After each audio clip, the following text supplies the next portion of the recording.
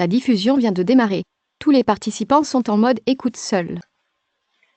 Hi everyone, thank you for joining us today. We're delighted to offer the fourth webinar in the Sixth National Report webinar series. My name is Marion Marigot. I am the French-speaking technical specialist for the Sixth National Reports project for UNDP. As you know, the Sixth National Report must be high quality, data-driven and gender responsive, and it will only be so if you involve frequently and efficiently relevant stakeholders. As such, the 6NR process requires parties to identify the relevant stakeholders for each national target and then to work with them to produce a stakeholder-owned report. Parties also are requested to undertake consultation with stakeholders to verify data, address information gaps, and assess progress towards achieving HIT biodiversity targets. To provide guidance today, Gaya Sriskanthan, Stakeholder Engagement Expert, will provide an overview of the Stakeholder Engagement Guidance for the 6NR project. She has many years of experience in community inclusion in natural resource management and recently worked for UN RED program supporting stakeholder engagement in climate change action related to forests. Before that, she spent 6 years in Asia and the Pacific working with IUCN, WWF, and FAO on ecosystem and livelihood issues with an emphasis on community inclusion in protected area management. After her, we will have the pleasure to listen to John Scott and Dr. Yolanda Teran Maigua. John Scott is an Indigenous descendant from northeastern Australia. He was a senior policy officer for the Aboriginal Social Justice Commission, Deputy Director of the School of Indigenous Studies at James Cook University, Manager of the Cultural Unit with National Aboriginal and Torres Strait Islander Commission, Indigenous Human Rights Officer with the United Nations High Commission on Human Rights, and Social Affairs Officer for the Secretariat of the United Nations Permanent Forum on Indigenous Issues. Currently, John is the Senior Program Officer for Traditional Knowledge and focal point for Indigenous peoples and local communities at the Secretariat of the Convention on Biological Diversity. Dr. Yolanda Teran Maigua is the Education Coordinator of the Indigenous Women Network on Biodiversity for Latin America and the Caribbean. Her current research focuses on culturally appropriate curriculum, Indigenous peoples, biodiversity, traditional knowledge, business, and policy. She coordinated the elaboration of 3 Indigenous peoples position papers that were submitted to the CBD Secretariat in 2010 and has served Indigenous peoples as the regional coordinator for Latin America workshop on indicators. She is also a member of the informal committee for SEPA and the Nagoya Protocol. Following this, as we usually do, we will have a question and answer session where you can ask your question directly to the speaker. The presentation displayed right now is in English, and in 3 hours, we will host the same webinar in Spanish. For the French speaker, don't worry, we have translated the PowerPoint presentation, and we will share them with you shortly via email and the NBSUB forum. And we'll also be able to take your questions and answer them in any of the 3 languages. There are 2 ways to communicate with us throughout the presentation. You can either virtually raise your hand and I will open your microphone so you can directly ask the question to the speaker. The second thing you can do is to type your question into the chat box, again, in the 3 languages. Let's start now, and over to you, Gaya. Thank you, Marion, and hello, everybody. It's a pleasure to be speaking with you today on this interesting and important topic. In this presentation, I will review the basis of stakeholder engagement in the CBD and the 6NR process and examine some approaches that countries can take to include stakeholders. I'll introduce guidance on stakeholder engagement that we have developed and will be available soon.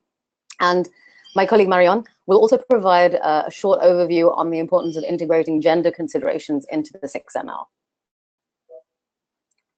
Sorry. Firstly, it's always worth reminding ourselves of the official CBD mandate for engaging stakeholders. The CBD requires parties to establish and implement targets with the full and effective participations of Indigenous peoples, local communities, and other stakeholders. The CBD stresses stakeholder participation in every aspect of the design, implementation, monitoring, and reporting of national targets, which includes the 6NR report. Decisions were also adopted at COP13 that invite parties to facilitate stakeholder engagement in the reporting process. We really encourage parties to see strong stakeholder engagement not as a burden, but as a way to improve the quality of data and information.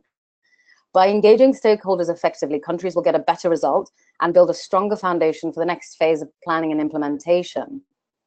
In fact, analysis of poor performance in the first generation NBSAP activities found that inadequate stakeholder engagement was a factor. So countries will gain access to valuable information and knowledge and build trust and support to implement national targets on the ground. Also, biodiversity policy is affected by policies from different sectors that need to be included to get good results. I'd like to emphasize that there is no one-size-fits-all for stakeholder engagement, and we strongly encourage countries to develop the most appropriate approach that fits the national context. To support countries, UNDP has developed detailed guidance on engaging stakeholders in the 6NR, and this will be shared with countries soon. Much of the information provided in this webinar is included in the guidance document. The purpose of the document is to provide ideas and tools for countries to pick from and adapt to their national context, to help them include stakeholders' knowledge and contributions in the document. So who are stakeholders in the reporting process? This will, of course, depend on the national context. You've probably already carried out extensive engagement with stakeholders as part of the design and implementation of national targets. So the 6NR is really an opportunity to revisit and update stakeholder analysis that has already been developed and to understand how different stakeholders can contribute to the unique task of collating and presenting information on progress towards the target. There are a number of entry points for engaging stakeholders in the reporting process. There are a number of coordination and consultation bodies that could be structured to include stakeholder perspectives. This includes the inception meeting and the consultations that you'll carry out as part of the report creation process. It's important to choose reporting indicators that capture the contribution of different stakeholders, and important to use case studies to illustrate how different stakeholders have contributed to achievements. Peer reviews of the 6NR could include experts with expertise in important groups, particularly Indigenous peoples, local communities, and women. Finally, communicating the results of the 6NR to stakeholders is an important part of stakeholder inclusion and engagement. And following up to the 6NR in the planning and development of new activities as you build further biodiversity activities. So referring to coordination and consultation bodies, there are three major bodies or processes that will be instrumental in developing the national report, which is outlined in the ProDoc. So that's the project management unit, the steering committee for the 6NR that will be composed for every country, and then the target level stakeholder working groups that will be responsible for producing reports for each target. So for the PMU and the steering committee, you can hire staff with good experience in stakeholder engagement in the national context, if possible. These bodies can also utilize the support of existing multi-stakeholder groups or platforms that you currently have supporting NBSAP and national target implementation. For example, these existing platforms can advise the steering committee on their approach to engaging stakeholders. It can form the basis for building the target level stakeholder working groups.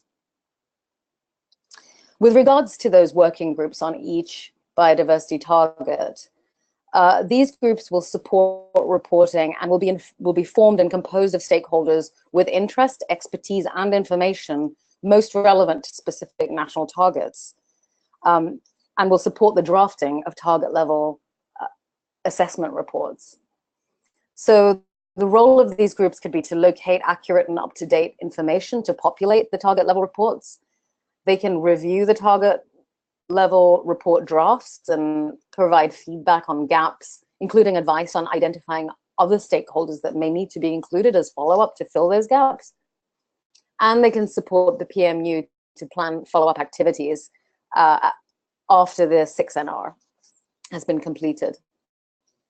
Parties must decide how to organize and structure these working groups, and different countries may require different approaches. Some options for organizing stakeholders around target level reporting include having a different stakeholder working group to oversee each of the target level reports, or you could have fewer stakeholder groups, or two or three stakeholder groups that would each oversee the development of more than one biodiversity target report. Or you could even have one group of stakeholders to oversee all the target level reports. It really depends on the national context, and we encourage you to take the approach that is most rational for you and will be most efficient and easy for you to manage and produce the best result. So stakeholder consultations are an important part of the 6NR process. The country context and results of stakeholder analyses that you have conducted will determine which stakeholders should be consulted in these follow-up consultations. Please note that Indigenous people, local communities, civil society groups, and women are very important groups that should be included. The country context and results will also inform what level the consultation should take place at. For example, at the national level, or should there be follow-up local consultations in certain regions that are important? It's useful to use skilled facilitators who have an understanding of the specialist stakeholders in these consultations. You could also consider extra support for certain groups to participate in these consultations. For example, local communities, Indigenous peoples, women, and groups that speak minority languages. Additionally, there should be a dissemination of the results from the consultations back to the stakeholders involved, and they should be provided in appropriate formats and languages.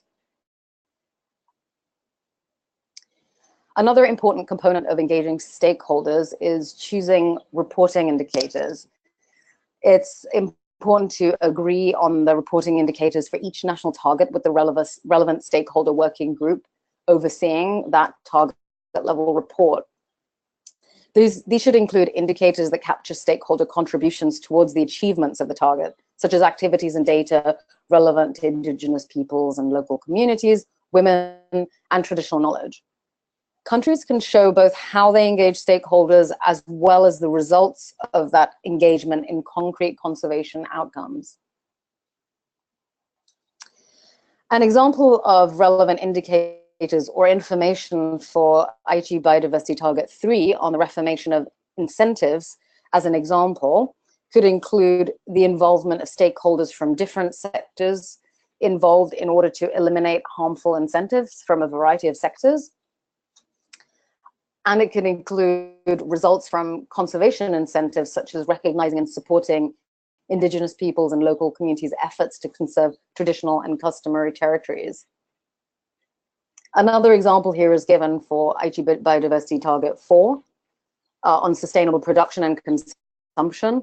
And this could include information on how Indigenous people and local communities have been supported to implement rights-based management systems of wildlife resources, plus information specific to the tourism sector. And more examples are provided in the guidance document to help you think through how to choose appropriate indicators. Another important issue is to ensure that you have strong case studies related to important stakeholder groups in the 6NR.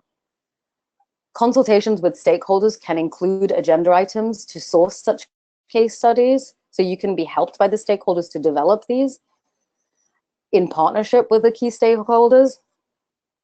Additionally, you should ensure that you have case studies from groups such as local communities, Indigenous peoples, and women. And countries can refer to the local biodiversity outlooks document, which is pictured here, for inspiration on how to capture these kinds of case studies and contributions to the biodiversity targets. A link to this is also provided in the materials of the guidance document. Parties may wish to have a closing review and lessons learned meeting with the steering committee and other relevant partners or stakeholders to assess how the findings from the 6th National Report could best be used for future planning. Parties may use the report and other multi-stakeholder groups that were engaged in the reporting process to also advise in such follow-up activities. As an initial step, a funding plan and a roadmap for using the report's findings to inform and strengthen country plans and activities could be developed. As such, any planning should include analysis of how stakeholders who were involved in the reporting process could be kept engaged going forwards to build momentum on the reporting process. Parties will need to find resources to support such follow-up activities, as they're not included in the follow-up planning. Sorry, I forgot to change the slide there. So that sort of takes you through the process of both engaging stakeholders in the report and also how you can leverage those activities and make the most of them in the follow-up. We're now going to focus a bit on the gender aspect for stakeholder engagement, explaining why gender is important, and Marion will be assisting with that. Over to you, Marion. Thank you, Gaya. We're going to focus a bit on gender and the gender aspect of the Stakeholder Engagement Guidance to explain what is gender and why women are important stakeholders and how you must engage them in the process of the 6NR. Next slide, please. So as you know, your 6NR must be gender responsive. This is indicated in the product and that must be respected. And your 6NR will be gender responsive only if you address women's specific needs, include their specific knowledge, and if the 6NR is prepared by considering and integrating women's perspective. It's compulsory to involve women and women's group in the preparation of the 6NR. The product that you received in Annex 5 presents the gender action plan for the 6NR and provides indicator. For instance, at least 5 women's groups are engaged in stakeholder consultation regarding ABTs, or all inception meetings include an agenda item on gender mainstreaming. Involving women not just shows your willingness to prepare adequate policies that would target and support the whole population in your country, it's also an excellent way for you to increase the efficiency of programs and actions to conserve biodiversity and therefore achieve the IT biodiversity targets and the implementation of the CBD faster. In the Stakeholder Engagement Guidance that was just introduced to you, it's recommended that parties should ensure that the stakeholders involved are gender balanced. We're also referring here to COP decision, notably COP 10.2, the CBD 2050 to 2020 Gender Action Plan, UNDP Gender Equality Strategy, and the GEF Equality Action Plan. Next slide, please. So we talk about gender because it allows us to highlight women's and men's unique perspective, capacities, needs, and ideas. And it also highlights the differences and potential gaps that exist in terms of knowledge, practices, capacities, roles between women and men. There are significant gender inequalities, and this is why gender and gender equality is linked to women's empowerment. If you understand where the gaps exist, then you can address them and make a report, a policy, or a program gender responsive. Next slide, please. It's important to understand what gender equality is. So as defined by UN Women, it refers to equal rights, responsibilities, and opportunities of men and women. It implies that the interests, needs, and priorities of both women and men are taken into consideration, recognizing the diversity of different groups of women and men. Equality between women and men is seen both as a human rights issue and as a precondition for and an indicator of sustainable people-centered development. Next slide, please. So what do we mean when we talk about gender responsiveness? According to UN Red, a gender responsive approach proactively identifies, understands, and implements interventions to address gender gaps and overcome historical gender biases in policies and interventions. Gender responsive projects attempt to redefine women and men's gender roles and relations to contribute proactively and intentionally to the advancement of gender equality. And this is what we expect to see in your 6th national report. Next slide, please. Gender is important in biodiversity conservation activities because women and men do not use biodiversity and natural resources the same way. Because of their gendered roles, women and men focus on different tasks, and women are often in charge of collecting natural resources for diverse activities. And thanks to that, women develop and hold a deep and strong knowledge about biodiversity and conservation. For instance, women in charge of collecting wood as a source of energy in their household are likely to have reinforced knowledge about different types of trees in a region, their conservation, and potentially the alternative to this wood to suffice in energy. The same goes for collecting water on medicinal plants, and women know which plants are providing an important ecosystem service to humans. Women are powerful agents of change and must be considered as such when it comes to biodiversity conservation, and their perspective and knowledge must be integrated to the 6NR and the upcoming national conservation plans. The result of integrating women's perspective will not only to be able to design and implement more fair and equitable policies, but also increasing the impact on conservation activities within your country. Next slide, please. So all parties are encouraged to develop gender-responsive strategies and actions that highlight women's roles in conservation and sustainable use of resources, and that address the role of for a more gender-responsive sharing of its benefits and include gender-disaggregated data collection and gender-specific indicator. In your 6NR, you must understand the specific knowledge held by women in terms of biodiversity conservation, as they can provide more accurate data on natural resources. It's also important to understand to what extent women are currently involved in the process and how you can increase this involvement, especially during consultation and participatory processes. All ABT's reports must be gender responsive, which is an important aspect of the national team and consultants who will be preparing the report. Next slide, please. So you can think about several stakeholders to engage with. For instance, women's organizations, women's networks, Indigenous women, NGOs working with women on women issues, individual experts with a gender background to support and proofread the 6NR. This is not an exhaustive list. It's also important to involve several ministries of your own country that are not necessarily usually involved in biodiversity conservation activities. For instance, it would be relevant to involve representatives from the Ministry of Women's Affairs. And on top of this, we encourage you to ensure gender balance among all stakeholders.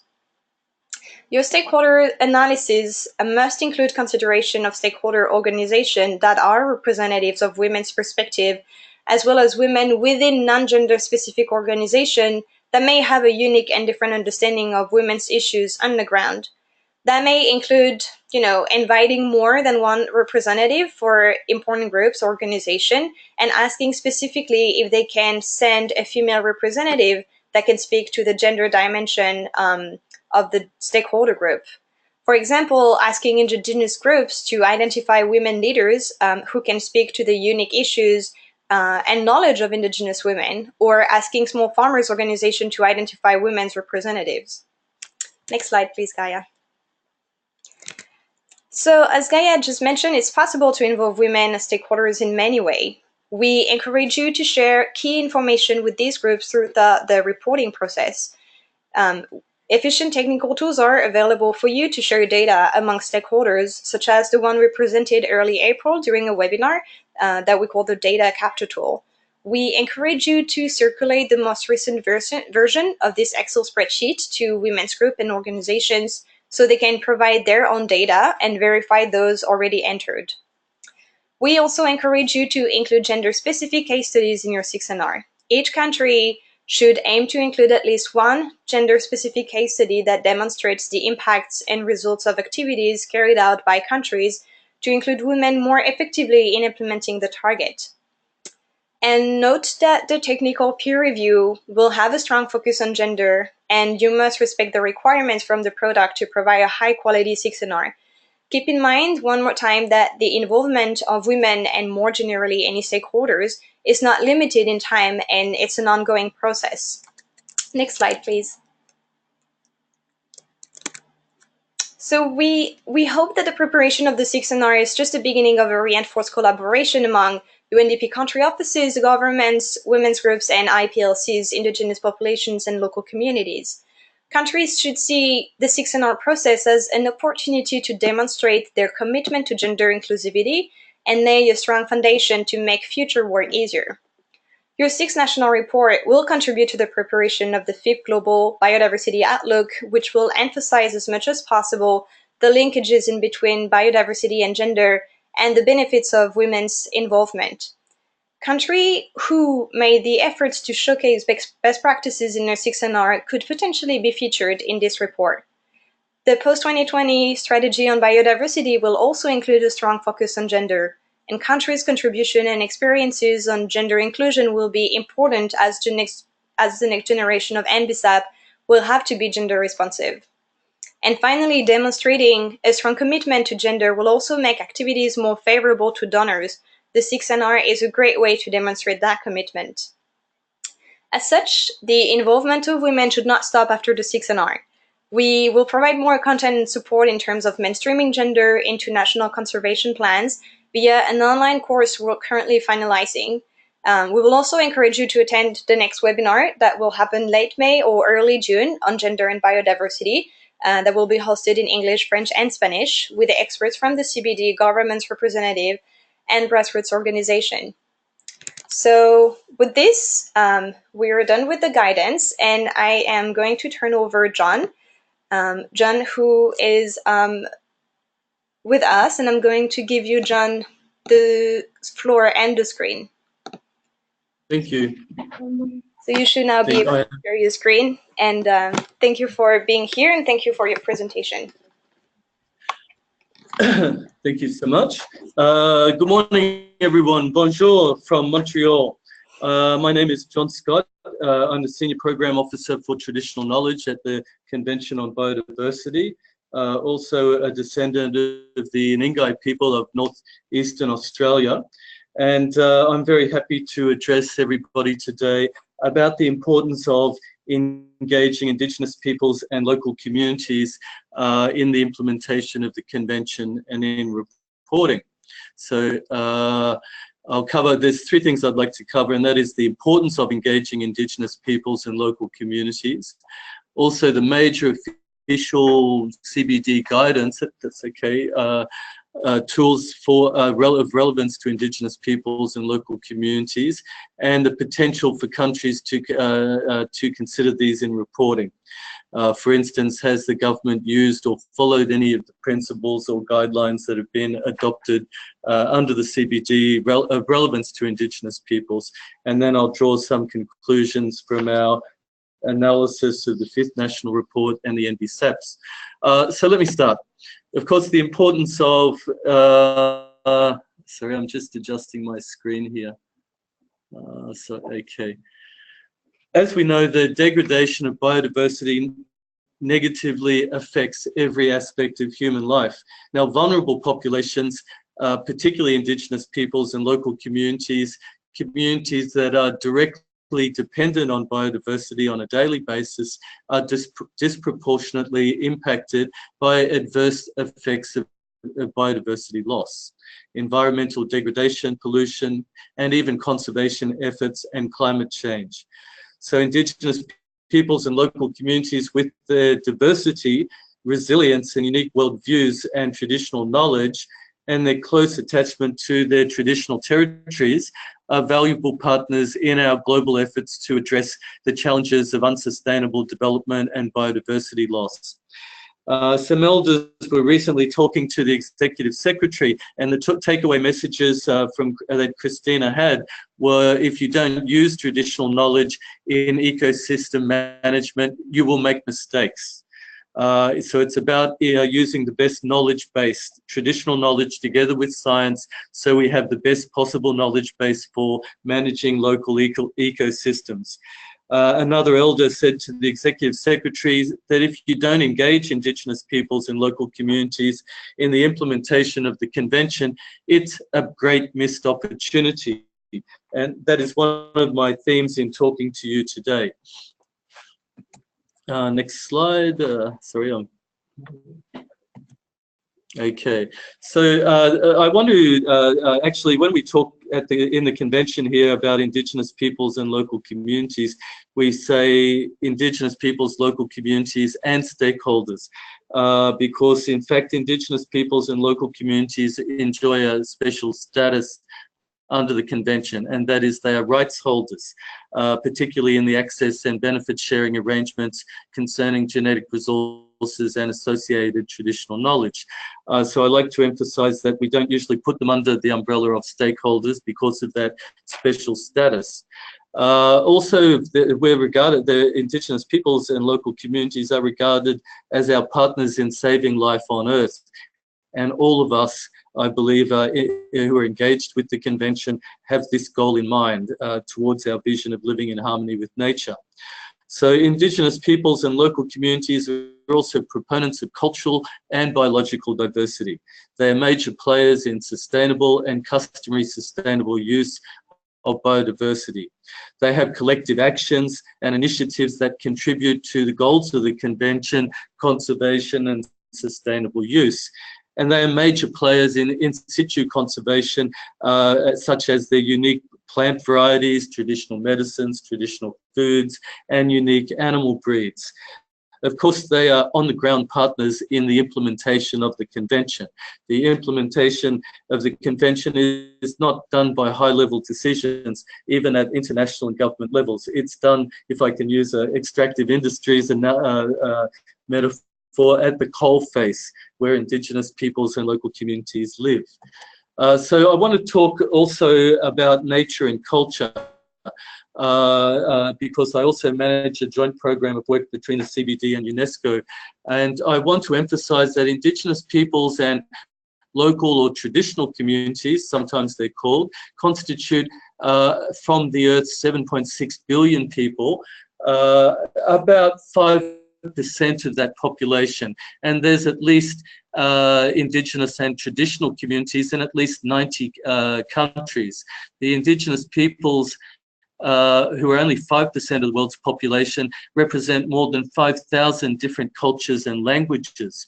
So Indigenous peoples and local communities represent the largest portion of linguistic and cultural diversity on Earth, even though they're only 5% of the global population. And Indigenous traditional lands and waters contain the greatest remaining reserves of biodiversity, including genetic diversity.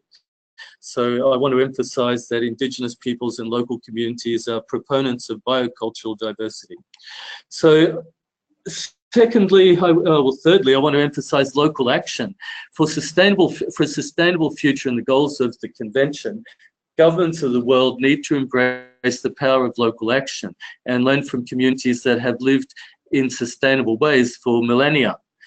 It is time the convention, really, as we look towards the post-2020 arrangements, unleash the full potential of Indigenous peoples and local communities and welcome them now fully into the CBD family. So in particular, in evaluating the current strategic plan that ends in 2020. Of course, the 20 Arche targets, target 18, of course, on traditional knowledge. But also in the development and adoption and the implementation of the CBD post-2020 arrangements. So I also want people to start thinking about the future. Okay, sorry, next slide. Missed opportunities. Now, I want to say that not fully engaging Indigenous peoples and local communities on the ground in the implementation of the convention represents, for me personally, when I do the progress reports, this is the greatest missed opportunity for many governments of the world in the implementation of the convention. Especially at the local level, Indigenous peoples and local communities are on-site or in situ communities actively pursuing conservation and sustainable use and contributing directly to the implementation of the convention. So their traditional knowledge, along with science, has proven an effective knowledge base for species and ecosystem management, particularly in situ conservation and in establishing and managing community protected areas. So some realized opportunities. Indigenous community conservation areas and Indigenous protected areas. Now, Indigenous people, parties are increasingly exploring the role of Indigenous and local community conservation areas. Sometimes we say ICCAs or Indigenous protected areas, IPAs, as possible contributions to the national protected areas estate. Now, sometimes it's through the formal adoption and recognition of Indigenous community conservation areas into national legislation. Sometimes it's through broadening governance types used to manage protected areas of states across the nation. And also it's recognizing that community conservation areas through other area-related conservation measures. These feature very strong in our discussions on conservation futures and alternatives, which is a fascinating area of intellectual discussion going on as we think about the post-2020 arrangements. Now, for example, in India, community reserves are legally protected under the Wildlife Protection Act of 1972. In Brazil, recent legislation governing protected areas calls for the establishment of local councils for each protected area as a means to strengthen the engagement with society and local communities. Benin in Africa reported on initiatives to conserve community sacred forests as a measure to enhance traditional knowledge and genetic resources. And Australia has reported 72 declared Indigenous protected areas covering more than 64 million hectares, square hectares, and making up 45% of the National Reserve Network. So Indigenous protected areas are also supported by the government through multi-year funding. What I find fascinating is through the recognition of community conservation and diverse conservation governance, Australia reached the Aceh Target 11, which is 17% of terrestrial and inland waters protected by 2020, 5 years ahead of schedule, and at the same time they realised multiple benefits for Indigenous Australians and the Australian nation. So these are some of the opportunities that have been realised by countries engaging Indigenous peoples and local or traditional communities. So the recognition of community conservation can have a direct impact on the nation's protected areas of state. Also, parties who are reporting on this have reported multiple benefits, including in situ conservation, enhancement of traditional knowledge and strengthening of culture, facilitating customary management and use, protecting genetic diversity and resources, and income generation, poverty alleviation, through the employment of Indigenous and local community rangers and through community-based tourism. So these are multiple benefits. As parties pursue the various Aceh targets, such as Target 11 on protected areas and Target 12 on species, there is a growing acceptance of the recognition of community conservation as demonstrated by the ICCA registry. So I'll skip over this, but of course there's multiple benefits from my home country, looking at employment and community tourist ventures. So there's real economic opportunity. It's also economically cheaper to have people locally obviously managing these areas that are sometimes in very remote areas. So as just to remind you in wrapping up, Target 18 by 2020 is that traditional knowledge, innovations and practices should be respected. And I think that's a very interesting word in international law. Also fully integrated and reflected in the implementation at the convention at all levels with the effective participation of Indigenous and local communities. So, of course, measuring progress towards the preservation, maintenance and promotion of traditional knowledge. The convention has adopted global indicators for traditional knowledge, and they are linguistic diversity, land use and tenure, traditional occupations, and the full and effective participation of Indigenous peoples and local communities. So the opportunities or the windows of opportunities for the participation of IPLCs, if I can use the acronym, includes direct participation in meetings held under the convention, and there's a voluntary fund to support the participation of IPLCs in meetings held under the convention. Also the submission of information, including case studies, directly to the Secretariat that is included in the HA progress reports to the subsidiary body on implementation. Also, in the effective participation in the revision and implementation of the national biodiversity strategies and action plans, and through their effective participation in the development of national reports. Now, something my colleagues mentioned earlier, it's not really seen as a one-off thing when you need to write the report. Firstly, I don't want national focal points to consider engaging stakeholders and engaging IPLCs is another job. In fact, it should be something that helps you to do your job better, and it shouldn't be something that becomes a burden. The idea is we're advocating this to make your job easier, and there should be a regular contact with IPLC structures on the ground so that you can hear about their successes and failures and report on them. So we're really hoping that there is a coming together of governments and local action, and that this is effectively represented in your reports. I actually think there probably is a lot going on at the local level, but it's not being captured, and therefore we're not giving you the adequate respect that you deserve for the work that's going on the ground. So that's why we'd like to hear about what's going on the ground.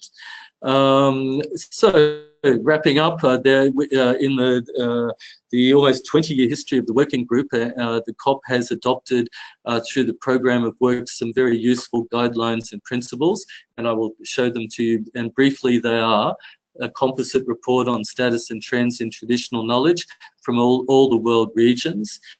Then we have developed and adopted a code of ethical conduct to ensure respect for cultural and intellectual heritage of IPLCs.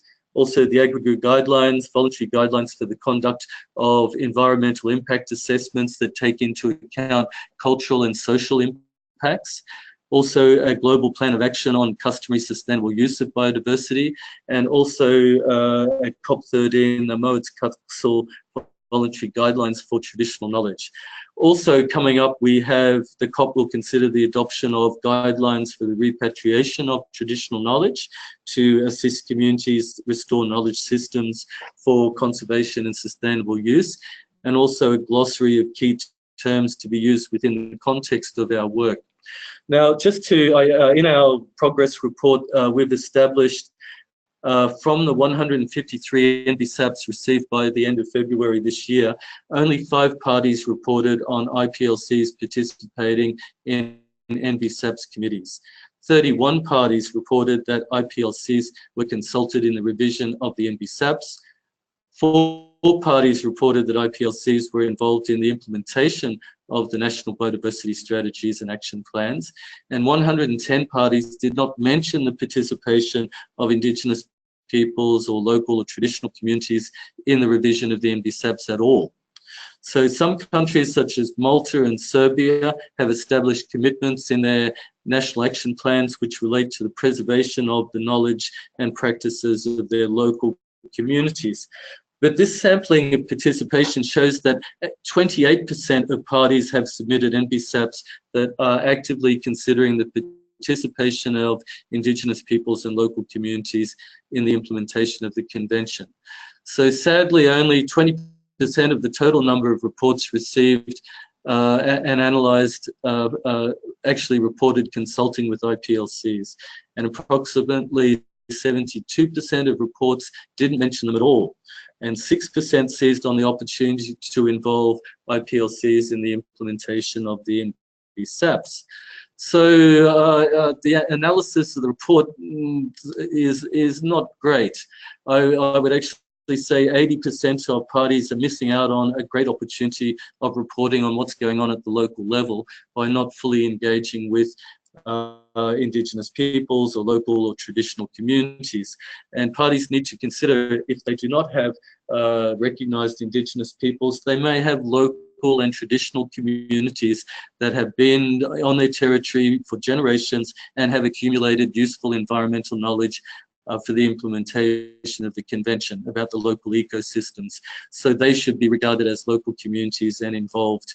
So that I'd like to think most parties would have at least a local community, if not a recognised Indigenous peoples. Increasingly, I see in Eastern Europe, this is having a lot of resonance as they see the local knowledge being lost. So there's lots of facts and figures there you can look at. but I'm not going to bore you with those. I want to bring this to a conclusion. But I'd just like to emphasize that not fully engaging Indigenous peoples and local communities represents a great missed opportunity for governments in the effective implementation of the Convention. And a lack of reference and involvement of them may be indicative of a political, a lack of awareness about the concept of Indigenous peoples or even local communities and what that means in the national context. So I encourage parties to think about that. Of course, there's extensive guidance on local communities, and that's in the PowerPoint, which is made available to you. And just to draw some conclusions, I would say there are greater efforts regarded by most parties, nearly 80%, to ensure that Indigenous peoples and local communities are participating in the review and implementation of the MDSAPs, the Convention, and that I can guarantee that such efforts would be rewarded many times over by recognizing, valuing, and enhancing their the contributions to the goals of the Convention. So parties' submissions that have successfully engaged Indigenous and local communities emphasize the importance of national regulatory frameworks containing legal policy and program measures that recognize and value traditional knowledge, customary sustainable use, and rights to territories and biological resources. And the submissions from parties promote success stories about the local actions for the goals of the Convention for in situ conservation, the application of TK, customary sustainable use, and the use of successful local area projects for models for duplication and upscaling. So I'm going to stop there, and it's a lot of information, but I hope I've given you some food for thought. Thank you so much. Thanks a lot, John, for this great presentation. I see we have a couple of questions. I would say that we may maybe move forward with the next and last presentation, and then we can actually dedicate a solid amount of time to a Q&A session where you're all invited and be able to address directly your question to the speakers. So I'm now going to turn over Yolanda Teran Maigua, who's going to present this last presentation. And we'll give you, Gaya. I think you're the person who will share your screen for the presentation of Yolanda. Is this working? Very good. Yolanda, are you here with us? Yolanda? Yes, yeah. Yes, perfect. Okay. Alipunja tukuja kunawan. Good morning, everyone. I am Yolanda Teran Maigua from the Quichua Nation from Ecuador, South America. I am part of the Indigenous Women Network on Biodiversity from Latin America and the Caribbean. Thank you for the invitation to give our views and perspectives about the participation. This is a very crucial topic for us, and so I'm going to talk about the participation of Indigenous peoples and also about Indigenous women. In our cosmovision, we don't separate, we work together, men and women, but through my presentation you will understand that. The next slide, please.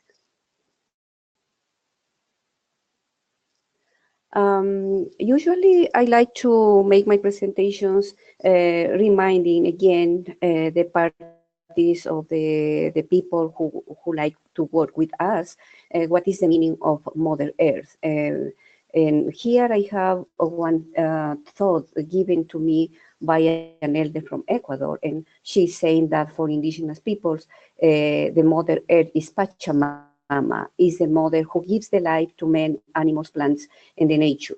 And she's the principal basis for development of the life and culture.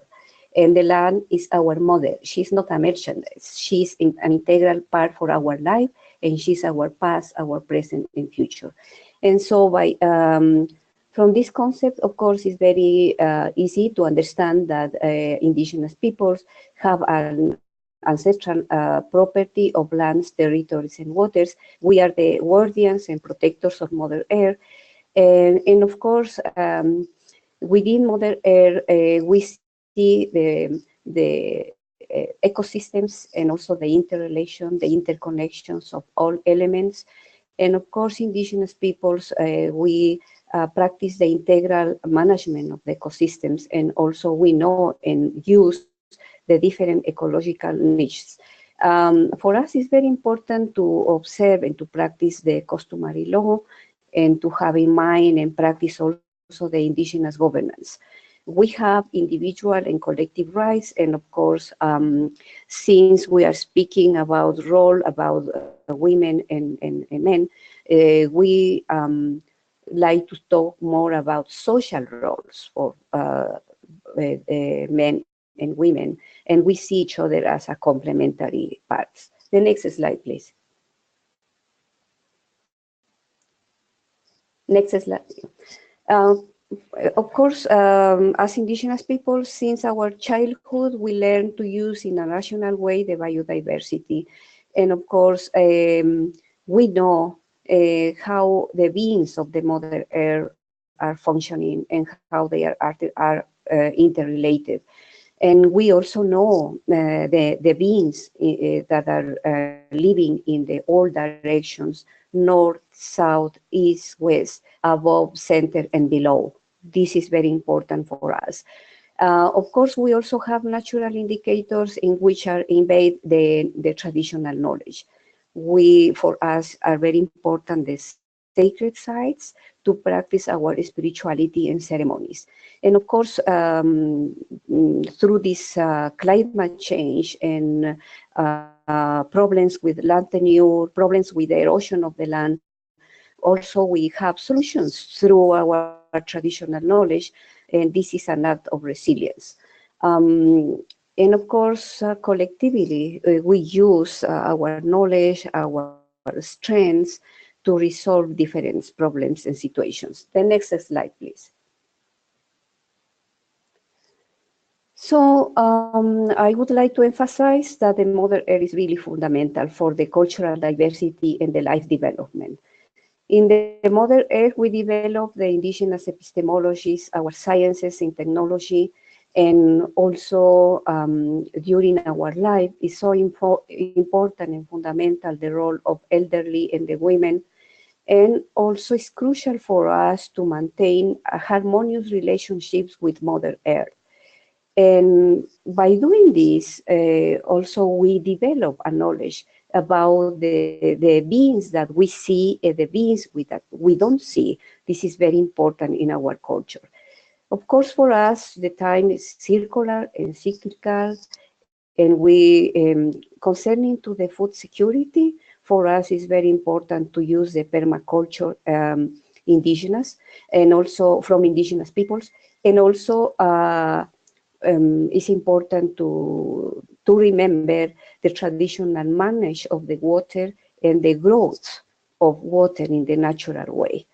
And by saying this, I'm speaking about resource management, observing the customary rules.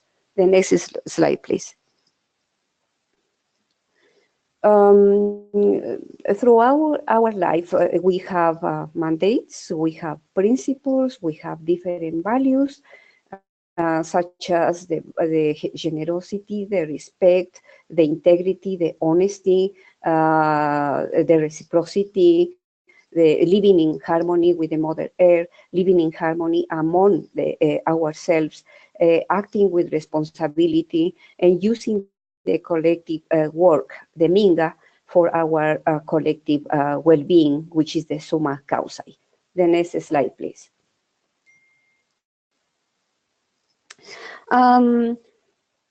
We have been discussing about ways on how to participate more in the national reports, in the plan of actions, and the Aichi targets and sustainable development goals in different programs and activities that are related with biodiversity. And so for us, it's quite difficult to to be working in segments because our thinking is integral, is holistic. And so I'm going to refer to some biocultural indicators, and from there I will speak about participation. So from many interviews and speaking with indigenous elders, indigenous people from different ages, and from different workshops and meetings. So for us, indigenous peoples and local communities, it's very important the land security and also the security to use our resources coming from our lands, territories, and waters. It's important to have a development in which we could include the cultural diversity. For us, it's important the practice of our epistemologies, knowledge, and indigenous values, and to have a good relationships between men and the men with the Mother Earth. It's important the respect of our orality, our language and culture. And this is crucial for us, the ability to dream, the sense of humor, the respect of and care of Mother Earth. It's important for us to have a healthy Mother Pachamama because the modern development is destructing her, is polluting her, is killing her. It's also important to use the Andean permaculture to know and to use the ecological different niches because this allowed us to interchange seeds. This is a kind of solidarity and reciprocity. Also for us within the biocultural indicators is the life security, the water and food sovereignty. The next slide, please. Of course, it's important also the practice of our ancestral medicines together with the resources that we need for practicing these medicines. We need to have an integral human health, physical, mental, and spiritual.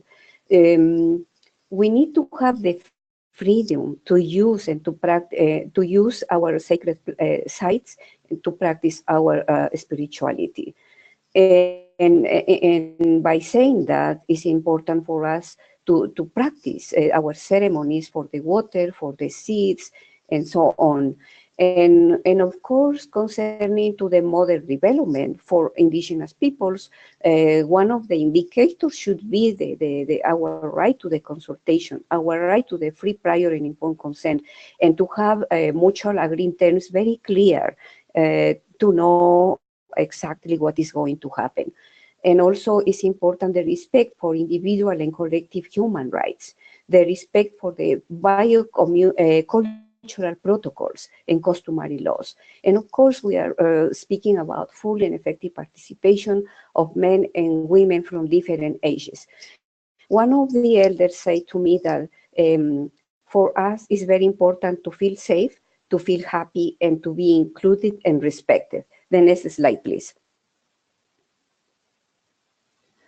Among those biocultural indicators also is the respect for indigenous time and space. For us, it's circular, it's cyclical, and we have within the calendar the cycle for life and the cycle for agriculture. Both cycles are full of ceremonies, activities, and different things that we need to do collectively. The next slide, please. For as an indicator, also is important to have strong relationships because this is the meaning of interconnection, interrelation, and interdependence. And we need to remember that each physical space has its own plants, animals, zones, medicines. Here is where we develop, is the development of the different relationships between men and from men with Mother Earth, the Pachamama. The next slide, please. And so now speaking about participation in national reports and Aichi targets and in other activities. As My brother Sean Scott already gave us the statistics. I could say that there is a poor participation of Indigenous peoples in national reports, and there is a minimal participation of Indigenous women. And so, having in consideration this, comes the question of what is the participation? What is the real meaning of this? And so, for participating, I think it's important to consider some values like respect, inclusion, solidarity, reciprocity, mutual care, respect for orality. And of course, to participate is going to be important, the mutual political will, to have dialogues in good faith, and also to build up relationships with trust. And also it's important the use of appropriate methodologies and tools, the inclusion of men, elderly, and young people, and use the ancestral technology along with the technology. Of course, we need to have consultations, the free, prior, and informed consent, and of course, we also need to respect the right to say no if Indigenous peoples consider that any project or program is not beneficial for us. And we need to consider to have indicators that include the reality of Indigenous peoples from the ground, and also to have sustainable financing resources for any participation. The next slide, please. So I adapted this model for participatory action research for participation of Indigenous peoples. For us, should be a circular participation with initial dialogues, and afterwards you get information, and then together we analyze that data, and then we, from the analysis, we will find some new information or gaps, and then we take action. Why is important the circular participation? Because it's a permanent process, and if you, for instance, find a mistake, or if you need to correct something, or if you need to improve the data, you could do that. And it's not a process that you have to stop and you don't have the opportunity to include anything else. This is why it's important to, in our opinion, to be working with circular processes. The next slide, please. I already said why it's important, because in a circular dialogue, we have the opportunity to get the contributions and the knowledge from all. And so we analyze together and we learn together. We develop qualitative indicators, and also we have the opportunity to get collective solutions to real problems and to correct errors on time. And this is important for us to evaluate from the all actors' views, perspectives, because it's not the same way of evaluating from the Western society, like the Indigenous evaluation point of view. And as I said before, we could restart processes. And by using these circular consultations or inclusion, so we empower the communities, the Indigenous peoples, and also we are working through the social and environmental justice. The next slide, please. Now I'm going to give some examples. For instance, here I have a picture about the last workshop done in Mexico, a regional one from Latin America and the Caribbean. I learned from the participants that it was very interesting, it was very useful. This workshop really helped them to re-meet friends, to strengthen relationships, and to make more alliances among women, to have a ring, to be a reencountering with a Mother Earth, to practice the spirituality. Why? Because the mountain was right there. And so they were able to really pray, to give offerings, to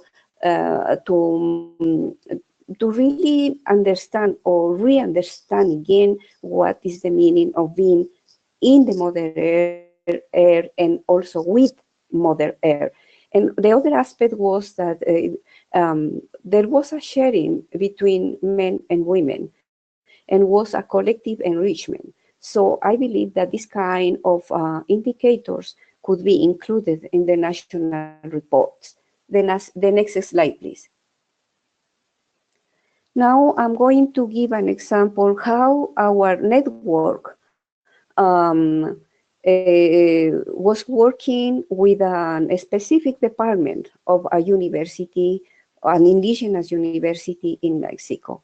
I want to emphasize that we have different participants in a workshop about Nagoya Protocol. We have students, teachers, community members, and different local authorities. Of course, this workshop was to speak about the Nagoya Protocol, but we really have to change a little bit the agenda to attend the real needs of the community.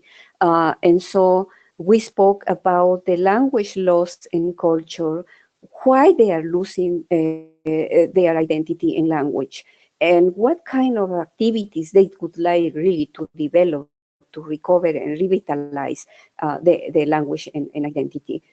And together with that, because of the machismo, we saw how the men were treating our sisters. So we had to stop a little bit the workshop and to speak about women's rights. And I believe that we make a great impact in this regard, because then the men participants came to us, the facilitators, and said that, oh, we didn't know that the women have rights. And also we didn't know that as human beings, as indigenous peoples, have also rights. And they ignore also about the international instruments. Even they didn't know about the national constitution. So we really made, we opened our workshop really to attend the needs of the indigenous peoples from that specific communities, no?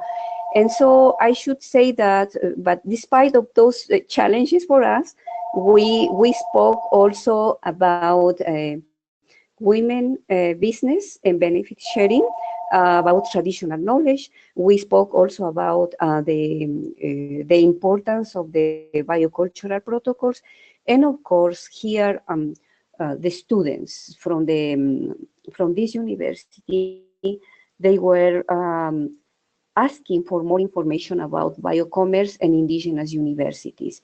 And I think in this case, we need really to, I believe that this is a work for the future, how we are going to engage the indigenous universities or the universities that have indigenous students that are working with plants, with resources, developing or writing theses, and to be clear about who is the owner of that knowledge, and if there is any benefits, how they are going to divide these benefits. I know this is a controversial and it's a new issue, but I wanted to put here because this specific university was asking about this, and now we have some universities from other countries asking the same question.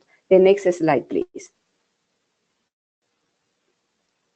This is a recent example. This is a joint effort between our network as indigenous women and also the Native American Studies from the University of New Mexico and the University UNDAC from Villa Rica, from Peru. We have to travel a lot from Lima by bus, like 18 hours up to the mountain, and then we reach this university. And here you see the picture, we have community members. Of course, was an activity coordinated by a university, but the main participants, the main actors in this workshop were the Ñagasu community. This is a community that is located in a very rich place of biodiversity, and they are considered as a World Heritage Site, and they are suffering with the mining effects, and of course also they are suffering with the loss of language and culture. And for me it was very important to put here as indicators, because they really want to recover their language, but understanding what are the factors that are putting them to speak less and less their language. They want to use the language to sing to the water. You know, for them it's very important, the rivers, the waterfalls, and they wanted to sing for the water, but they couldn't remember how to sing. So this is one of the challenges for them. They want to have the freedom to practice their ceremonies and their territories. So and so they were sharing with us that they are not consulted, so they don't know what is the meaning of free, prior, and informed consent. And one of the indicators is from the women, from the men, from children, from young people saying they want to talk with their own voice. So, and together with this, they said, we want to dream again. The dream is so important for indigenous peoples because the dreams are guiding our present life in the future life. The next slide, please. So as a conclusion, I would like to say that it's very important to have the full and effective participation of indigenous people, local communities, and indigenous women, and the different working groups and committees. As Gaya mentioned earlier, so we need to be part of those committees. I believe it's not important just to be part in one of them. We need to be involved in all of them. So we would have the opportunity to have intercultural dialogues and to include everyone, and especially to have relationships with trust. It's important, the cooperation, the teamwork, to have holistic reports, holistic plans. And as Sean and Gaya said, we need to have appropriate indicators according to the reality of each pueblo or each community.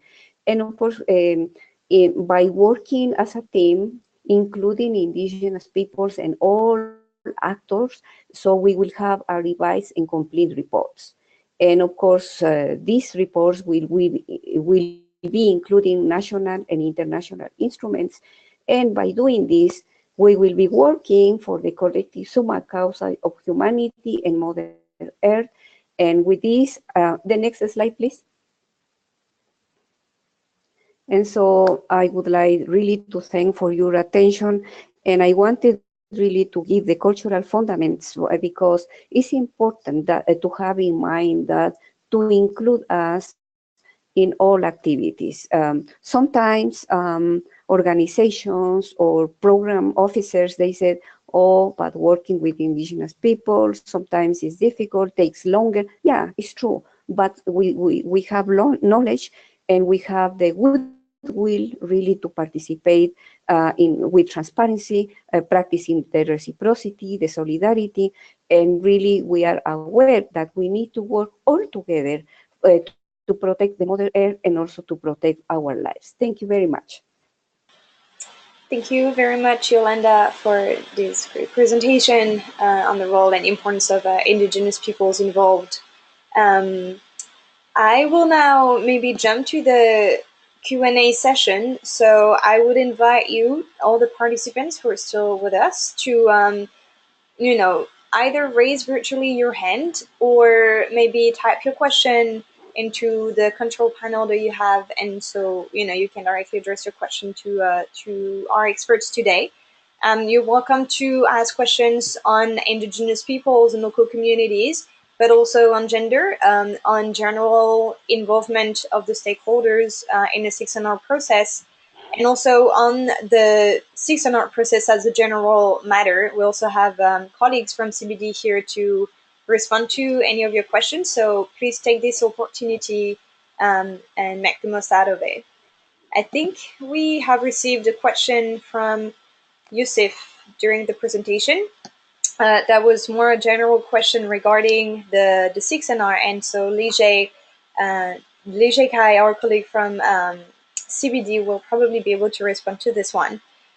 So this is a question from Yusuf. Thank you for the important presentations. My question is whether there is a link between the sustainable goals and the 6 national report, and for any goal, what's the focus in the 6 national report?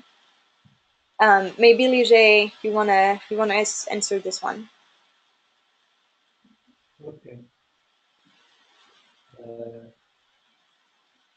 We hear you from very far. Okay. Sorry.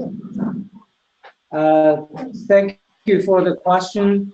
Yes. Yeah, I turn off. It's working. We can hear you perfectly. Okay.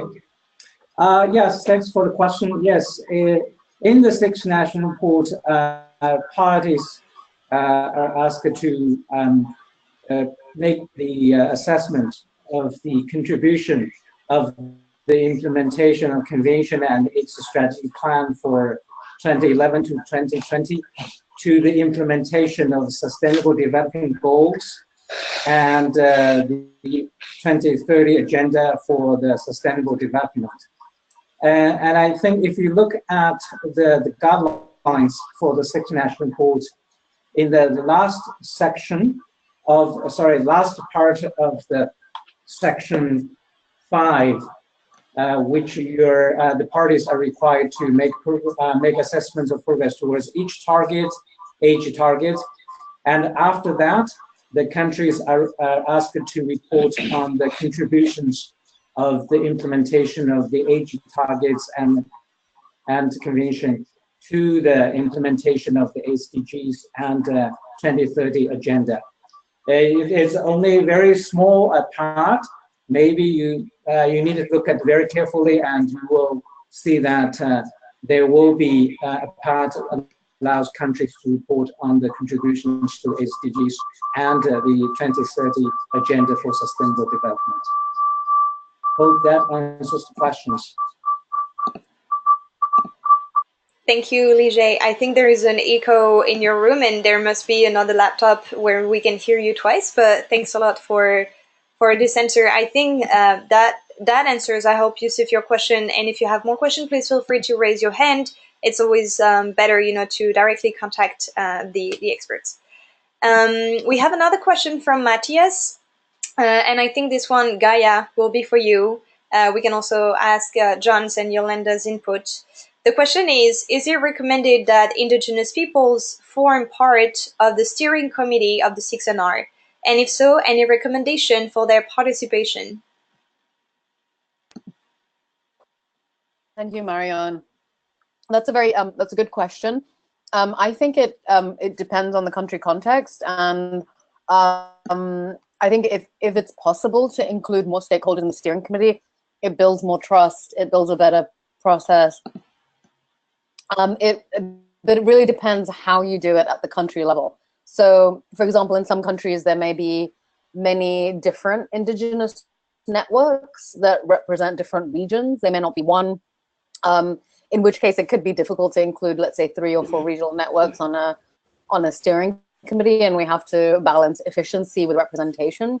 However, there are ways that you can get around that. If the steering committee, if you need a smaller steering committee, you can also have a meaningful relationship with Indigenous and civil society platforms that are already developed to support the NBSAP. So what the steering committee can do is then meet with those groups periodically, share their decisions, like explain what decisions they're making about the way that the national report is going to be developed, and use those platforms to help them.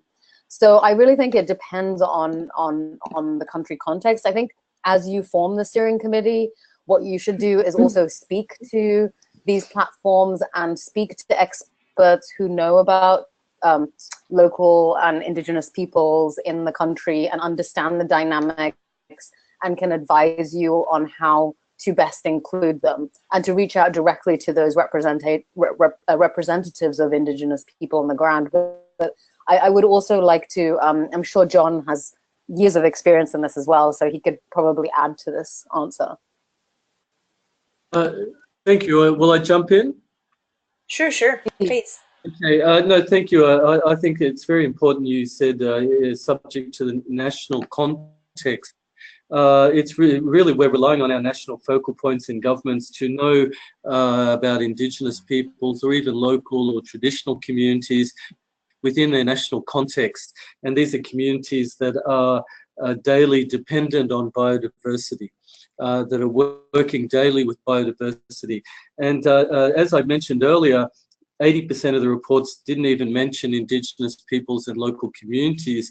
So I'm really asking parties to question whether they at least have local or traditional communities on the ground that are working towards the goals of the convention, and how to connect with them, how to demonstrate good practices in community conservation, how to share local success stories and upgrade them. Many traditional societies, including Indigenous peoples, will have regional networks and even national networks. So it's important to be aware of what kind of networks these traditional communities may already have that you can access. But I would like to encourage more and more countries to consider the role of local action and local communities. If you don't have a recognized Indigenous population, that you don't need to do this, because in fact it's a great missed opportunity for the country to report directly about success stories that are happening on the ground every day. So, yep, that's my thoughts. Thank you, John. Yolanda, would you like to add anything here in terms of how to engage maybe the Indigenous groups? Yeah, I think the question was regarding to the steering committee. And exactly. So from my experience, you know, the first thing is important to know what are to be clear about the roles of that steering committee, and also to know what are going to be the requirements. The Indigenous person or the Indigenous representative needs to know how to read and write, needs to have specific technical skills, or what is going the role of she or he in that steering committee. From our experience in Latin America, it is very important to have at least one, a male and female representative in the steering committee. Why? Just because they are the link between the steering committee and Indigenous peoples and local communities from different regions. So, as John was saying, it's important to consider the networks and also to consider the local actions. Depending on the country, the first thing to create the steering committee, of course, is to have trust. If there is not goodwill, and if the depends on the political situation of the moment, no. So then the Indigenous peoples and local communities are going to say, oh yes, we want to be part of this, or sometimes they don't respond to your call. So we need really to see, in my opinion right now, for instance, there are countries where it's important to review first, to have in consideration the political situation in order to engage Indigenous peoples, no? Because we need to have a security in our lives, security or the freedom to say what we need to say, no? So we need to consider those things. And of course, in the first dialogues, we need to put very clearly what are the roles and what are the requirements from Indigenous peoples and local communities. But it's not anything impossible to do. It's possible to include Indigenous peoples. It's going to, I should say, is really we need the political will from the other side. We are ready to participate, but we need really also to practice the intercultural participation. Thank you, Yolanda, and thank you, John and Gaya, for your response on this. And it's a very important topic, and indeed it will depend on the national context, but it's strongly encouraged to have a different, representatives from a different background in your steering committee to have this high quality brought to your sixth national report. We're open to more questions. Please feel free to ask. It doesn't have to be only on the Indigenous people's participation, but it can also be on general participation of all the stakeholders. I see we have one more question from Zornitza Aguilar, who's thanking us for the interesting presentation and is asking whether we can find this presentation and the recordings and the links for the webinar. So thanks for this question. It's an important one on the logistic aspect. We will share with you this presentation translated into French, Spanish, and English via the NBC forum, and also we'll send it to you via email as we do for communication. And we'll upload the recording of this session and the following one today on the NBSAP forum YouTube channel. So you will be able to re-listen to this recording and share it with your team if needed. Regarding the links for the webinar, if you are in this webinar, that means that you will receive automatically reminders for the upcoming sessions. This is part of a technical webinar series, meaning that once you register for the series, then you will have update for all the webinars. So you should, if you are in this webinar and listening to us right now, that means that you will receive a link or you will be using the same link for the next session. And we will send more information, of course, about the next session via email as we do often. And if you have any question, you are more than welcome to send them to us. So I think I also answered the question by Neong, who was wondering if we could get a copy of this presentation. Yes, of course, it will be made available to you. I am not seeing any other questions for now. I would strongly encourage you to take this time one more time to, raise your hand virtually and address your question. I see James Williams, who's often with us for these webinars. It's here. James, I'm going to activate your microphone and you should be able to speak now. Can you hear us? I can indeed. Thank you. Can you hear me? Perfectly. Excellent. Thank you very much for some interesting presentations to all of the presenters. I just wanted to query, please, if I may, a little confusion on my part about the emphasis that was being given at the start of the presentations on gender involvement or gender reporting, should I be more accurate, in terms of the sixth national report. Clearly, it's important that relevant stakeholders are consulted on the content of the report and that their views are taken into account. Absolutely agree with that.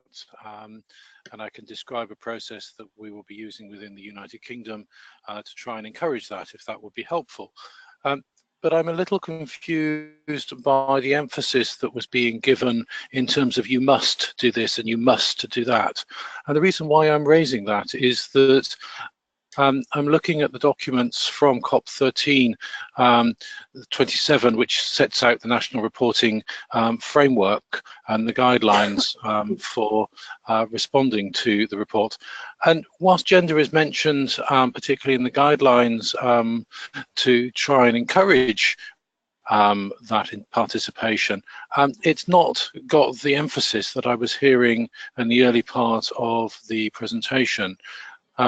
And therefore, I just wish to get some clarification because it feels to me that one needs to run a process, as was being said, that is appropriate for one's national circumstances.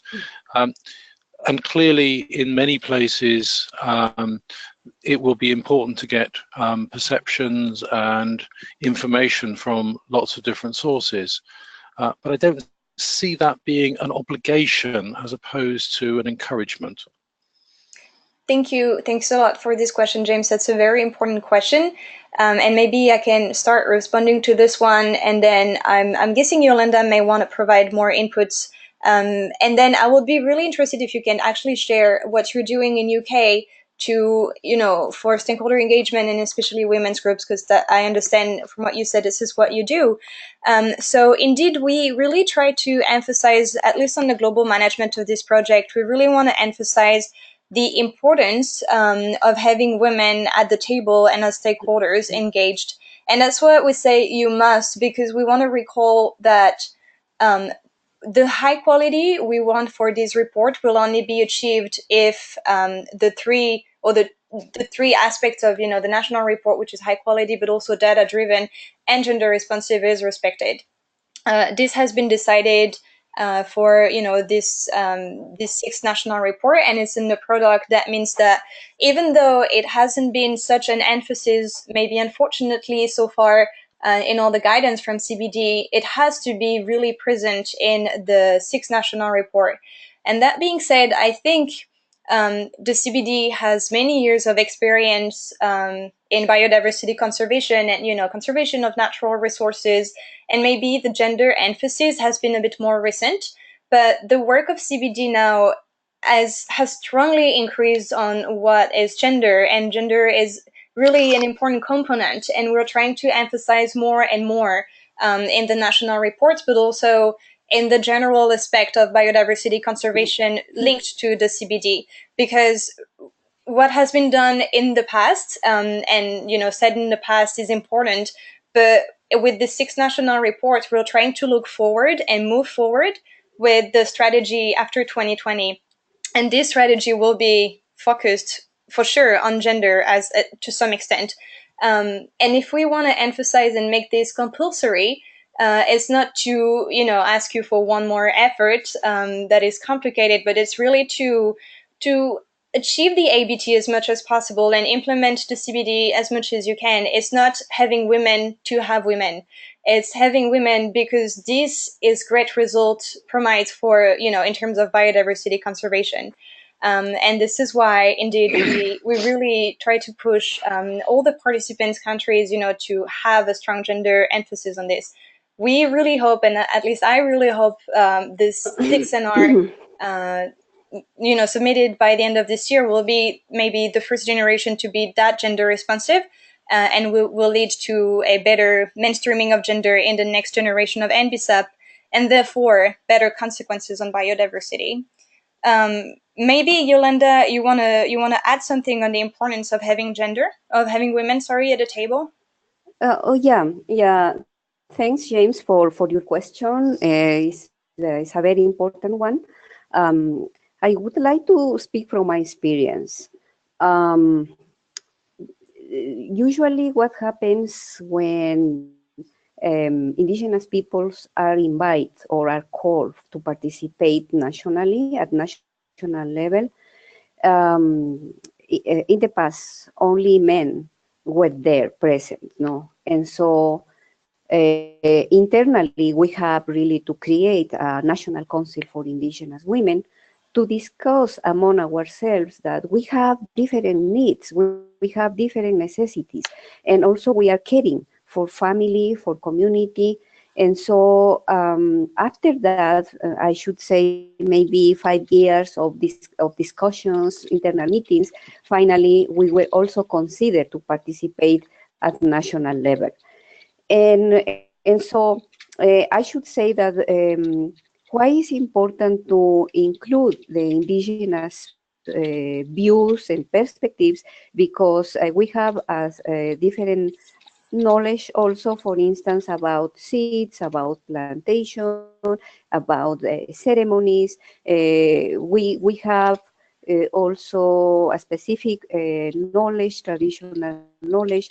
And so, and also we are generating education and being together with the ModelEarth. So we have another kind of views to contribute during these different group meetings. And so, for instance, in the last session of the Permanent Forum, I was quite impressed because many indigenous organizations and women, they were speaking more and more about land security with title, and also the security use the resources. And, you know, and the reason for this is connected to food security, to local economy that is going to benefit the family and the community also. And why is important the land security? Also, in that we need to consider the immigration factors. Now the woman or the women is the head of the family, and so the roles, the social roles change. And if their social roles change, also the needs are changing. So that is one small example, but I will really encourage to include to engage the Indigenous women participation in the national reports. Thank you. Thank you. If I could just jump in briefly too, I think it's an important question, and it goes back to my message that I worry that bureaucrats working in departments of environment feel that there's an endless list of things to do. Engage women, engage Indigenous peoples, engage traditional and local communities. And I want to take a different view that it's about working in different ways. It's not building an endless list of more and more things you need to do every day. And I know what that's like because I'm a UN civil servant and trapped in a bureaucracy myself. But it's about trying to encourage us to work in smarter ways. Because having men and women at the table leads to better decisions being made. Women, as well as unique knowledge of Indigenous women that complements male knowledge, they all also have different ways of making decisions and arriving at conclusions. So for the good of humanity, it's important that everybody's at the table. But particularly, I'd also like to put the definition of gender in many Indigenous communities throughout Polynesia and certainly in North America involves many different kinds of genders, sometimes up to 7 genders, and each person has a different type of knowledge they bring to the conversation. So I also like to remind people to think about gender in very diverse ways. In fact, there are 2 sexes, male and female, but there are many genders. Yes, so I'll leave you with that thought. Thank you. Yes, exactly. Thank you for that, James. It's really important to remind, and I think it sends back to what Gaya was, telling during the presentation and the importance of the national context. And we recognize that, having a lot of stakeholders involved and, sitting at a table to provide information and trying to make decision is not an easy process, but we definitely think it's necessary, and that it will provide on the long term better results for the overall conservation on biodiversity within the country. I would like to have maybe, if you have 1 more minute, to explain us how UK is actually involving stakeholders, maybe that can create a dialogue with the participants, if you would like to. I'm very happy to try to do that. First, before I give you that thought, just to quickly respond, thank you for those comments. I mean, I think it is very important that all relevant stakeholders are encouraged to provide their views. I think the comment that was made earlier in terms of national context is extremely important, and clearly gender issues and stakeholder issues will vary massively between all of the parties to the CBD. So there certainly, to me, feels that there are important issues here, but one size does not fit all. If I may, I will comment that the way that the framework for the report is set up does not focus on gender issues. And if you wish to have that brought more to the fore, then that is going to have to be further considered in the discussions that lead into the 7th national report. It may be possible to provide information from a number of parties on gender issues where those are important to those countries, but the report doesn't actually specifically require that. And I think that is quite important in terms of the context of a report being a piece of work that needs to be completed by the end of this calendar year. Yes, you are entirely correct that it can feel like more and more things to be done. And clearly it is also important to encourage those inputs such that people do get the input that they need. But at the end of the day, it's a report on progress, and actually a report that, if it isn't actually then used, is only something that's put on a shelf. So actually the process may be more important than is that which is put into the documentation. And leading from that, I think if it may help, I'm happy to try and give a little bit of background on how I'm approaching doing the report for the UK. We have a couple of governance things that I should perhaps explain to start off with in order to try to give you that context. So you will be aware that the UK is made up of many parts, in particular England, Scotland, Wales and Northern Ireland.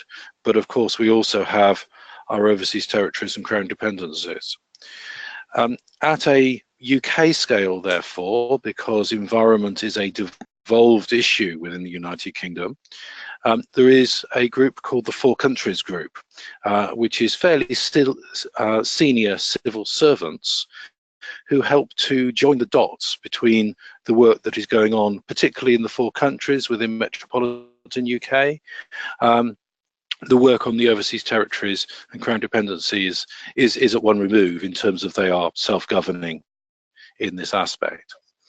So the Four Countries Group sets the direction for the sort of work to complete the national report. And following some review of how we might approach it, we've taken the view that we will approach it from the perspective of the HE targets, rather than from the point of view of individual national targets. And part of the reason for that is that to do so would actually be a very great deal amount more work and would produce a very long report that I'm not actually sure that the Secretariat would be able to digest and use. So we have taken the decision already to focus on the HE targets. So the next step is then to try to think about what information do we want to try to mobilize. And if I can describe it as a process of increasing complexity and then hopefully decreasing in terms of then getting things together and signing things off. So we start off with an initiation phase, which is where we've been until relatively recently, of looking at what we might need to do, thinking about who needs to be involved, thinking what information we might be wanting to mobilize. And we have, as many of you will be aware, a set of UK biodiversity indicators, which with statistical colleagues I help to publish. We have also, of course, a lot of other information, action and processes for the wide variety of different subjects that fit within the scope of the broad goals that we have and the 20 HE targets that we have. What we then are doing, having sort of reviewed that, is we've put out an information request, and that is live at the moment, that has gone out to government departments, to supporting agencies, in order to seek information to complement the indicators, in order to help us build that broader picture of work that has been done to implement the targets at a UK scale, but bringing in examples from each of the parts of the United Kingdom.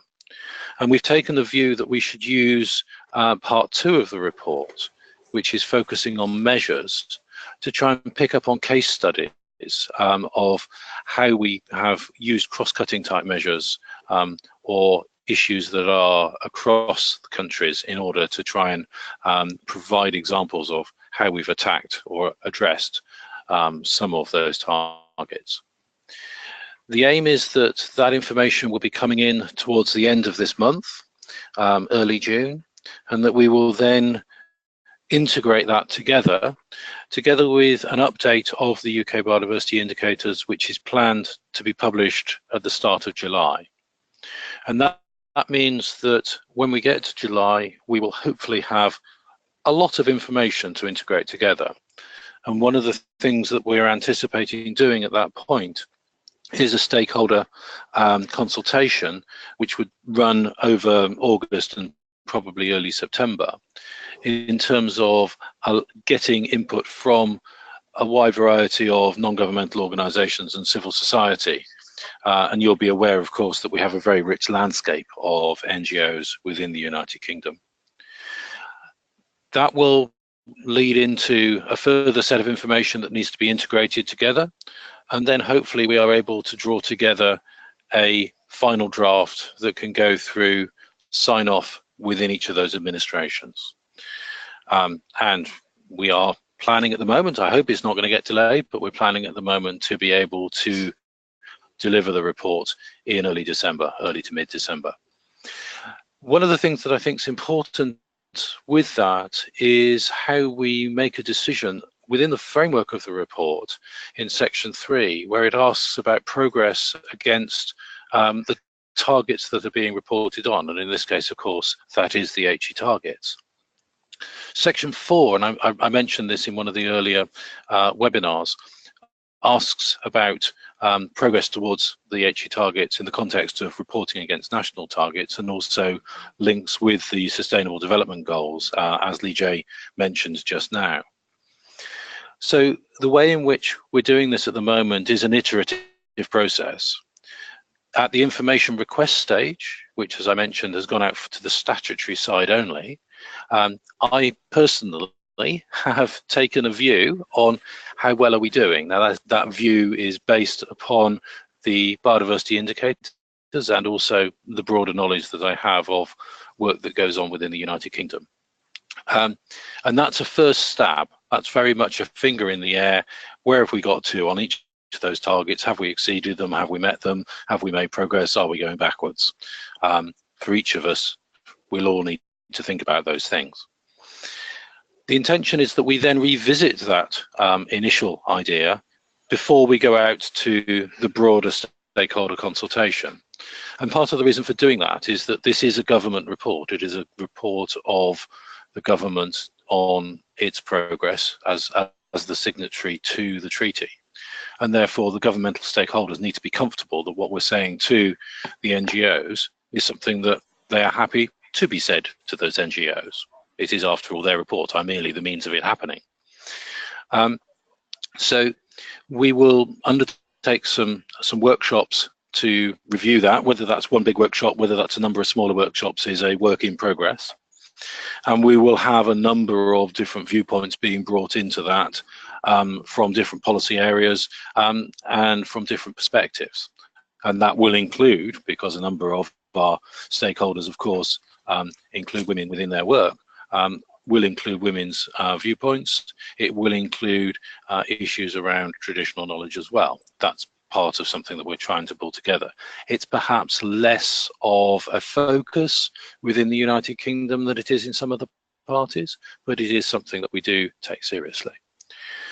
We will then revisit that consultation, that engagement and decision on what we do, what we consider to be the progress that we have made against each of those targets post the stakeholder consultation, because clearly if other information becomes available that leads us to need to change our mind, we need to be open to that.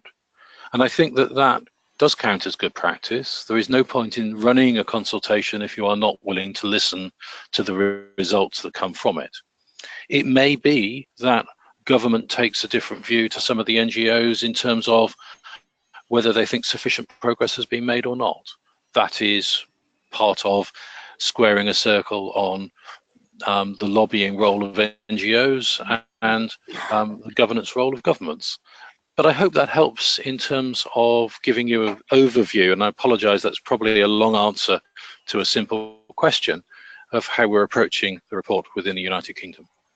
It's totally fine to have a long answer. Thank you for providing so much detail, and indeed I agree with you that time must be allocated to consider the inputs from stakeholders and take them into account for addressing some gaps maybe or verifying some data.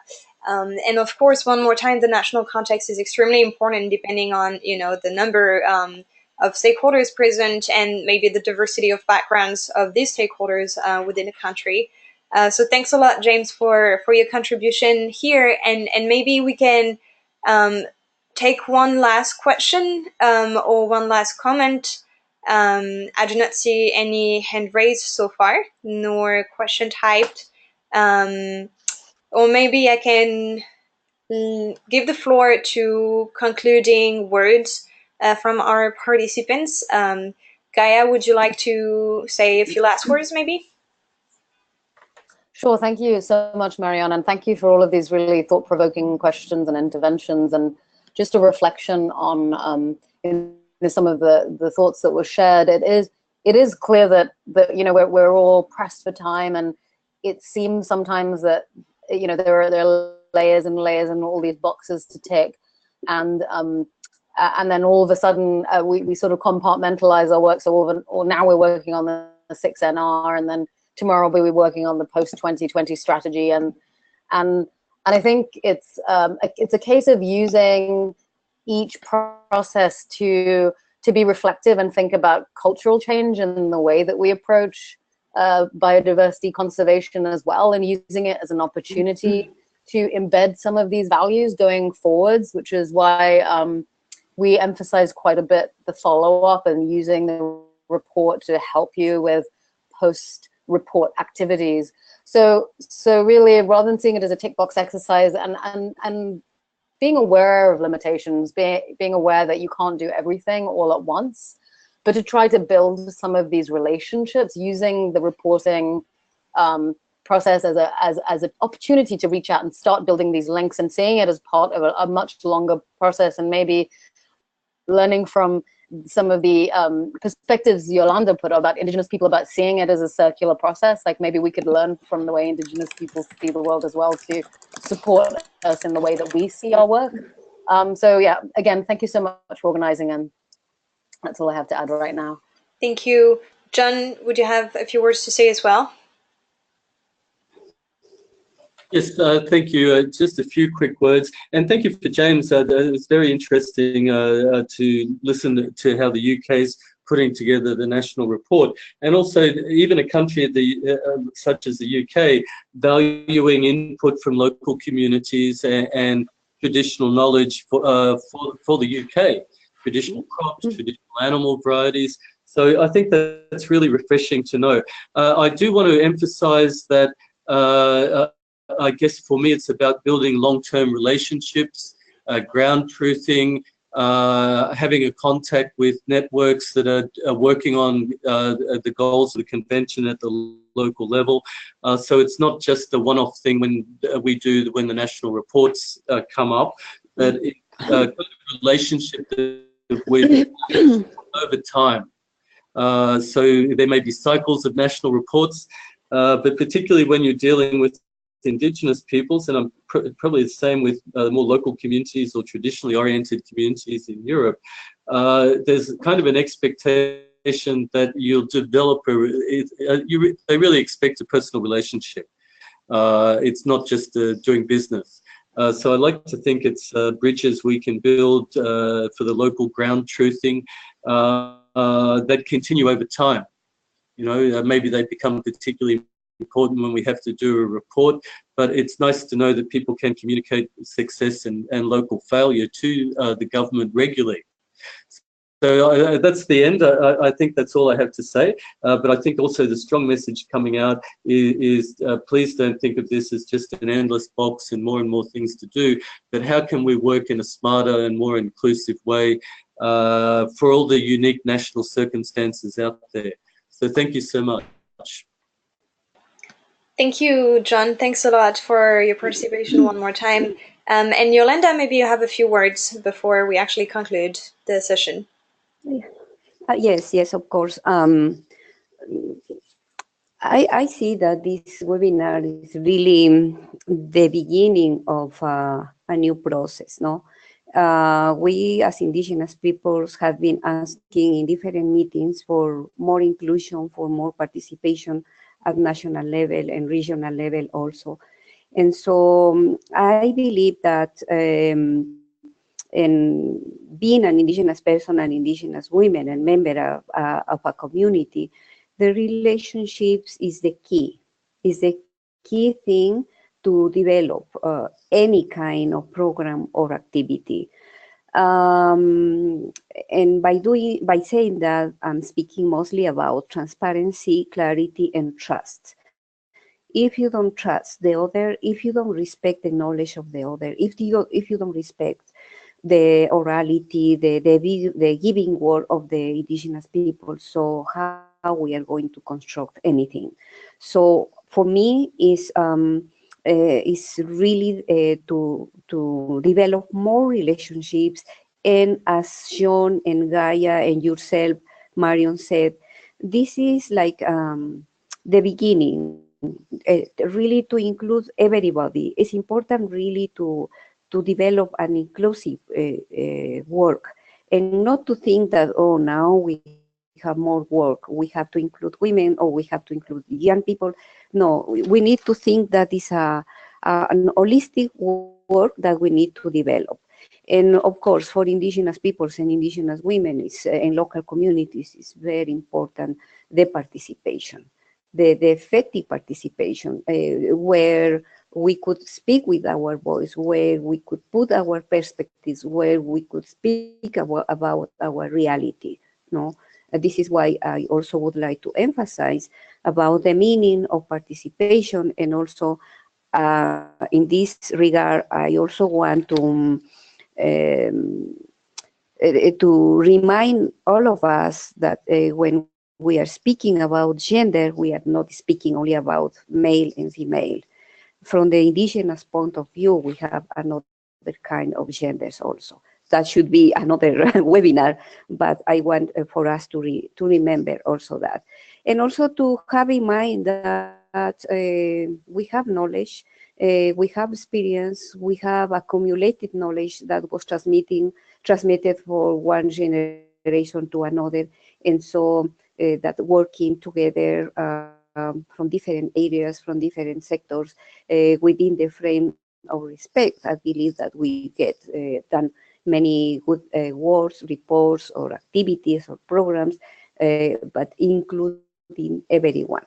So thank you so much. Thank you, Yolanda. I think this leads up to the end of the webinar session. So thank one more time, Gaya, for your guidance on involving and engaging stakeholders. And to all of you, please note that the official document of Stakeholder Engagement Guidance will be shared with you during this month, as it's being currently finalized. Thanks again also, John and Yolanda, for your participation today and your perspective and insight regarding the importance of involving Indigenous peoples and local communities. And of course, thank you to all the participants who attended the session. For information, we have the same session in Spanish that starts in 1 hour. We will be sharing the PowerPoint presentations in English, French, and Spanish via email and ANB subforum. And one more time, the recording of the session will be uploaded on YouTube. You will get the link if you want to listen to it again. Also be aware that 2 more webinars will be hosted soon. So one on gender and biodiversity, late May, early June, in French, Spanish, English. And another one on indicators for the 6 national project in June, likely in English and another language. If you would like to focus on one more specific topic for the upcoming webinar sessions, you can send us suggestions via email. Maybe send them to Chrissy or myself. We will respond and try to plan webinars accordingly. We look forward to continued collaboration in the preparation of U6NR. Thank you again and have a good day.